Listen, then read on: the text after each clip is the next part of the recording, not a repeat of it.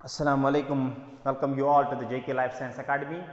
Today's lecture we will discuss the transformation. Previous lecture we have discussed it, we have completed the conjugation, both its theoretical part as well as the numericals associated with that lecture, and in this lecture we will take the transformation, okay, and we have to construct a genetic map using the concept of transformation. तो transformation क्या होता है? Transformation किन example अगर हम transformation देखें किस bacteria में यूजुअली देखा जाए, स्ट्रेप्टोकोकस निमोनिया में ये देखा गया था ट्रांसफॉर्मेशन की सिंपल डेफिनेशन क्या है?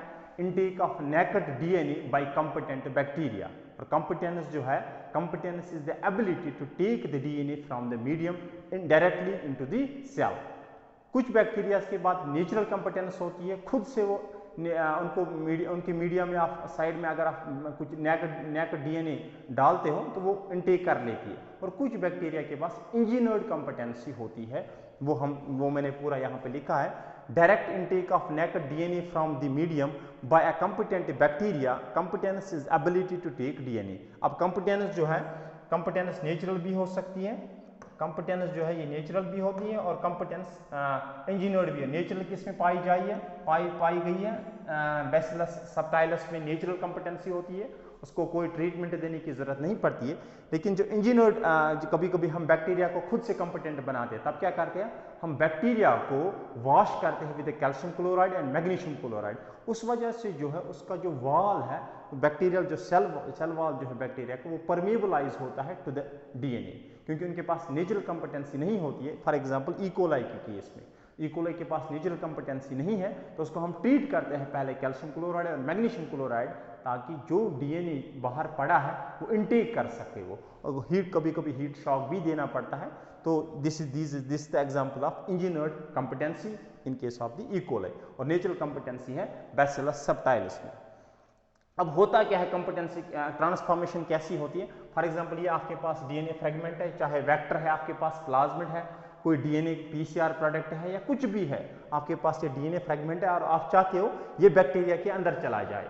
और बैक्टीरिया के, फॉर एग्जांपल बैक्टीरिया में ये जीन प्रेजेंट नहीं है, तो फॉर एग्जांपल मैं इसको D- लिखता हूँ और ये D+ है, मतलब ये पॉजिटिव जीन है, हम चाहते हैं ये बैक्टीरिया में इंसर्ट हो जाए। So this is the DNA fragment,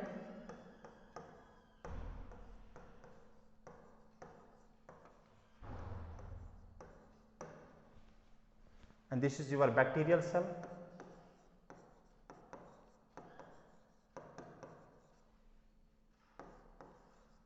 This is the bacterial cell. दोनों को मीडिया में आप डालो। अब ये जो बैक्टीरिया है यहाँ पे, ये नेचुरल कॉम्पिटेंट बैक्टीरिया भी हो सकती है और इंजीनियर्ड भी हो सकती है, लेकिन जरूरी है बैक्टीरिया कॉम्पिटेंट होनी चाहिए। हर एक बैक्टीरिया कॉम्पिटेंट नहीं होती है। तो एक बार आपने ये competent, this is competent bacterial cell,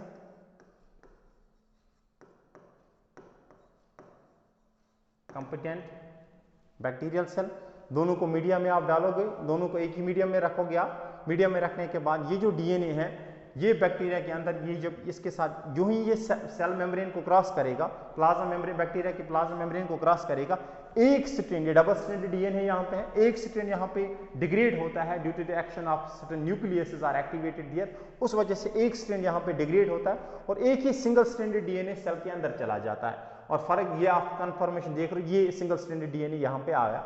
अभी ये मेन क्रोमोसोम है बैक्टीरिया का, जिसमें ये जो डी जीन है, फॉर एग्जांपल मैंने एग्जांपल यहाँ पे कोड किए, तो डी जीन जो है माइनस है और ये सिंगल स्ट्रैंडेड डीएनए अब बैक्टीरिया के अंदर चला गया। अब चला अंदर जाने के बाद यहाँ पे होती है डबल क्रॉसओवर, जिसको हम बोलते हैं ट्रिपल स्ट्रैंड क्रॉसओवर भी बोलते हैं। ये यहाँ पे होता है ट्रिपल स्ट्रैंड क्रॉसओवर, यहाँ पे क्रॉसओवर होगा, यहाँ पे क्रॉसओवर होगा, होमोलॉगस क्रॉसओवर होगा, तो ये फ्लिप होगा। ये सिंगल स्ट्रैंड है, ये इंसर्ट करेगा इनवर्ड और यहाँ से एक सिंगल स्ट्रैंड बाहर चला जाएगा। उस वजह से होगा क्या? उस वजह से यहाँ पे बनेगा हेटेरोडुप्लेक्स डीएनए।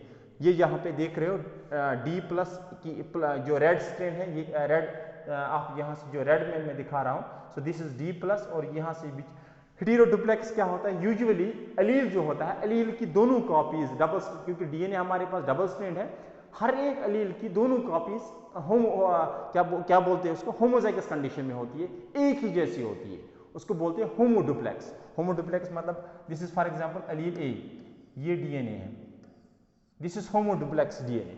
होमोडुप्लेक्स मतलब ये भी ये और ये एक ही स्पीशीज के हैं ये और ये एक ही स्ट्रक्चरली सिमिलर है, दिस इज होमोडुप्लेक्स।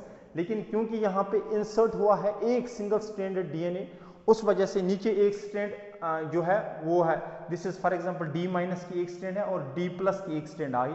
अब यहाँ पे जो डी जीन बना, जो फंक्शनल डी जीन यहाँ पे बन रहा है वो हेटेरोडुप्लेक्स में है, मतलब उसकी दो कॉपीज डिफरेंट स्पीशीज, उसकी दो सॉरी नॉट डिफरेंट स्पीशीज, उसकी दो कॉपी जो है वो अलग अलग सोर्सेस से है, उनके अलग अलग सोर्सेस है, वो एक ही सोर्स से बिलोंग नहीं करते।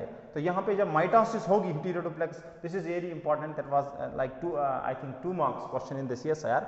हेटेरोडुप्लेक्स डीएनए कहाँ पे बनता है? हेटेरोडुप्लेक्स डीएनए ट्रांसफॉर्मेशन में बनता है। अब जब माइटोसिस होगी, माइटोसिस रेप्लिकेशन होगी, तो ये भी रेप्लिकेट करेगा और ये ऊपर वाली स्ट्रिंग भी रेप्लिकेट करेगी। जब ये रेप्लिकेट करेगा, आप देख रहे हो डी माइनस की, तो ये बने यहाँ से बनेगा डी माइनस 50%, और जब ऊपर वाला रेप्लिकेट करेगा तो यहाँ से बनेगा, इसकी दो कॉपीज बनेंगी तो डी प्लस की बनेंगी 50%, मतलब 50% यहाँ पे ट्रांसफॉर्मेंट बैक्टीरिया बनेंगे और 50% अनट्रांसफॉर्मेंट होंगी यहाँ पे। तो इस तरह से 50% आपके पास ट्रांसफॉर्मेशन आएगी। तो मैक्सिमम भी अगर ट्रांसफॉर्मेशन आएगी तो 50% ही आएगी, 50% से ज्यादा ट्रांसफॉर्मेशन नहीं आएगी। Clear? This is the basic schematic of transformation. कैसे ट्रांसफॉर्मेशन होती है? Is very simple. Now we have to construct a map using the transformation concept. अब देखो ट्रांसफॉर्मेशन कंसेप्ट क्या है। जो बैक्टीरिया है, बैक्टीरिया जो नेचुरल ट्रांसफॉर्मेशन जो फ्रीक्वेंसी है दैट इज 10⁻³ 10⁻³ अगर आप लिखोगे, so it will be like 10⁻³ कितना होगा? 10⁻³ इसको लिखोगे 1/10⁻³ इज 1/1000। क्लियर? 1/1000 मतलब 1000 में से एक ट्रांसफॉर्मेशन हो सकता है। अगर आप 1000 ट्रांसफॉर्मेशन 1000 बैक्टीरिया को ट्रांसफॉर्म करवाओगे, एक ट्रांसफॉर्मेशन हो सकती है। जो natural transformation frequency that is 10⁻³। ठीक है? 10⁻³ नेचुरल ट्रांसफॉर्मेशन। अब अगर आप देख रहे हो, आपने ट्रांसफॉर्मेशन की, ट्रांसफॉर्मेशन के बाद आप देख रहे हो फॉर एग्जाम्पल ट्रांसफॉर्मेशन हुई, यहाँ पे जो ट्रांसफॉर्मेंट बैक्टीरिया है इसमें A+ जीन भी गया और B+ जीन गया है, दो जीन इसमें गए हैं। दो जीन, एक जीन के जाने की प्रोबेबिलिटी कितनी है? एक ट्रांसफॉर्मेशन होने की प्रोबेबिलिटी है 10⁻³ मतलब 1/1000। ठीक है? अब अगर किसी बैक्टीरिया में दो जीन्स गए, इसका क्या मतलब है? इसके दो मतलब हो सकते हैं। चाहे ये दोनों जीन्स एक ही फ्रेगमेंट में प्रेजेंट हो, A+ B+ एक ही फ्रेगमेंट में प्रेजेंट हो और वो एक फ्रेगमेंट यहाँ पे चला जाए, इसकी प्रोबेबिलिटी है 10⁻³ क्योंकि एक ही है। अब इस एक पे एक जीन प्रेजेंट हो या 3 जीन या 4 जीन प्रेजेंट हो, उससे फर्क नहीं पड़ता। दूसरी पॉसिबिलिटी यहाँ पे ये है कि A जीन एक फ्रेगमेंट पे प्रेजेंट हो और B जीन दूसरे फ्रेगमेंट पे प्रेजेंट हो। अब दोनों की जाने की प्रोबेबिलिटी क्या है? इसकी है 10⁻³ और इसकी भी है 10⁻³ दोनों की प्रोबेबिलिटी अगर आप ऐड करोगे इनकी probability, it will B 10⁻³ plus 10⁻³ will be 10⁻⁶। Oh, 1/10⁻⁶ is very less probability. That means इसको बोलते हैं को ट्रांसफॉर्मेशन। दो जीन्स एक ही साथ चला जाए, इसको बोलते हैं को ट्रांसफॉर्मेशन। को ट्रांसफॉर्मेशन दो तरह से हो सकती है। पहला रीजन क्या है? पहला रीजन ये है कि दोनों जीन्स एक ही फ्रेगमेंट पे प्रेजेंट हो और वो एक फ्रेगमेंट ट्रांसफॉर्म हो जाए और उसकी प्रोबेबिलिटी है 10⁻³ हो सकता है, 1/1000 हो सकता है।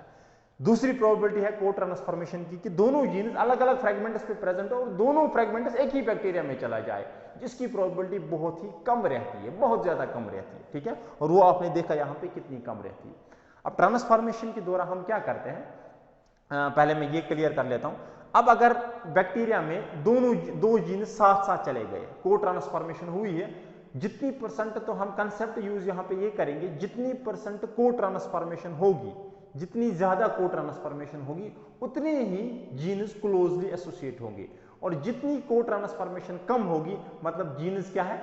They are far apart from each other. We will use that concept to construct the genetic map using transformation. Now see, transformation की तरह हम क्या करते हैं, हम बैक्टीरिया, डोनर और रेसिपिएंट बैक्टीरिया को लाते हैं, डोनर बैक्टीरिया से डीएनए निकालते हैं और उसको फ्रेगमेंटाइज करते हैं, और रेसिपिएंट बैक्टीरिया को एक ही मीडियम में डालने के बाद उनको कुछ देर के लिए हम इंक्यूबेट कर लेते हैं वहां पे, जैसे मैंने यहाँ पे लिखा है, आप यहाँ पे देख रहे हो। Donor bacteria is wild type and recipient bacteria is mutant. The DNA of the donor is isolated, पहले उसका डीएनए आइसोलेट करना है, cut into the fragments and the DNA fragment and recipient bacteria are placed in the appropriate nutrient medium में रखा जाता है for transformation. ठीक है. The natural transformation frequency is 10 raised to power 3, or we can say when two genes are transferred to the same recipient cell, they are said to be co-transformed, which can occur by two methods. दो तरह से co-transformation हो सकती है. किस किस तरह से? एक तो हो सकती है both genes present in the same DNA fragment, एक ही DNA फ्रेगमेंट में दोनों जीन्स प्रेजेंट हो, then single gene transformation frequency is similar to cotransformation, जो मैंने आपको समझाया. मतलब चाहे फिर एक जीन जाए चाहे दो जीन जाए, दोनों की प्रोबेबिलिटी एक ही रहेगी 10 raised to power 3. या ये भी हो सकता है both genes present in different fragment, distinctly situated genes, and both fragment is transferred to the same recipient cell. This probability is very low. 10 raised to power 3, 10 raised to power 3 comes to 10 raised to power -6. Thus, higher the co-transformation frequency of two genes, closely they are situated. जितनी co-transformation ज्यादा होगी, इसका मतलब है gene जो है वो पास वो एक दूसरे के साथ है. The genetic distance can be calculated from the co-transformation. देखो जेनेटिक डिस्टेंस कैसे कैलकुलेट की. फॉर एग्जांपल ये डोनर बैक्टीरिया है, डोनर बैक्टीरिया के पास A+B+ जीन है, और ये रेसिपिएंट बैक्टीरिया है, इसके पास ये दोनों जीन्स है माइनस है, इसके पास ये दोनों जीन्स प्रेजेंट नहीं है. इनको एक अप्रोप्रिएट न्यूट्रिएंट मीडिया में हम लाएंगे. लाने के बाद जब हम एनालाइज करेंगे बैक्टीरिया को, फॉर एग्जाम्पल कोई बैक्टीरिया हमें मिला जिसमें था A+B- था, अभी भी B- था, उसमें सिर्फ A ट्रांसफॉर्म हुआ था. कोई बैक्टीरिया हमें ऐसा भी मिलेगा जिसमें A- होगा लेकिन B चला गया होगा, A- एंड B+ बैक्टीरिया उसको बोलेंगे. और कोई बैक्टीरिया ऐसा होगा जिसमें दोनों चले गए होंगे. ऐसी भी पॉसिबिलिटी, 3 पॉसिबिलिटी यहां से बन सकती है. अब हमें क्या करना है, अगर आपको बतानी होगी genetic distance with respect to A, it will be single transformation of A divided by total transformation of A into 100. Single transformation of A मतलब A अकेले कब गया है डिवाइडेड बाय A टोटल कितनी बार गया है मल्टीप्लाइड बाय 100. ठीक है. तो विथ रेस्पेक्ट A आप डिस्टेंस निकालोगे. A अकेले कितनी बार गया है, that means A+ and B-, that means A अकेले कितनी बार गया, डिवाइडेड बाय A टोटल कितनी बार गया है.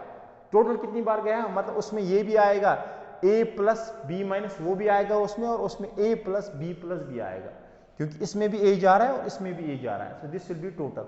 सो ये बनेगा, इस टाइम पे A बनेगा सिलेक्टेड मार्कर, और जिसके रेस्पेक्ट में हम इसको देख रहे हैं वो बनेंगे अनसिलेक्टेड मार्कर्स. जिसकी एनालिसिस हम कर रहे हैं वो बनेगा सिलेक्टेड मार्कर, और जिससे एनालिसिस कर रहे हैं, जिसके साथ एनालिसिस कर रहे हैं वो बनेंगे अनसिलेक्टेड मार्कर्स. तो जेनेटिक डिस्टेंस कैसे निकाली जाएगी?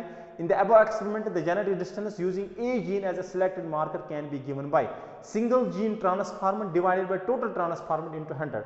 Single gene transformant of A किसके बराबर होगा?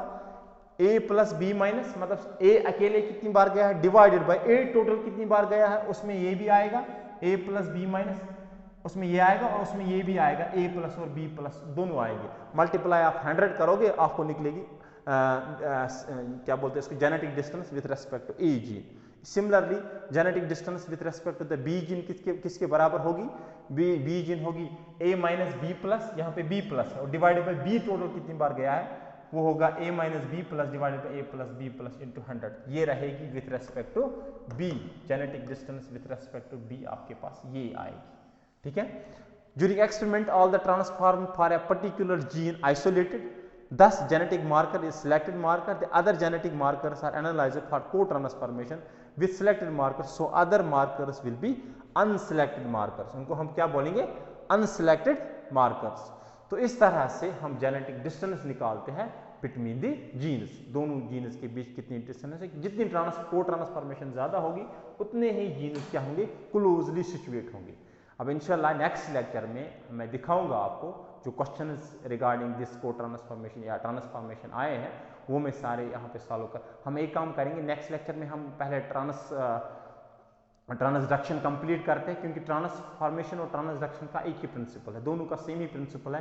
को ट्रांसफॉर्मेशन जहाँ पे ज़्यादा होगी वहाँ पे जीन सिचुएट क्लोजली सिचुएट होंगे, और को ट्रांसफॉर्मेशन जहाँ पे कम होगी वहाँ पे जीन डिस्टिंक्टली सिचुएट होंगे. ठीक है. तो पहले ट्रांसडक्शन कंप्लीट कर लेते हैं, और ट्रांसडक्शन के बाद हम दोनों के न्यूमेरिकल्स देख लेते हैं किस तरह के इनके क्वेश्चन आते हैं CSIR या अदर एग्जाम्स. ठीक है. इस लेक्चर में फिलहाल इतना ही. इंशाल्लाह see you in the next lecture. तब तक के लिए अल्लाह हाफिज़, और please more and more subscribe, share and comment to our channel as well. Okay, don't forget to subscribe. अल्लाह हाफ़िज़।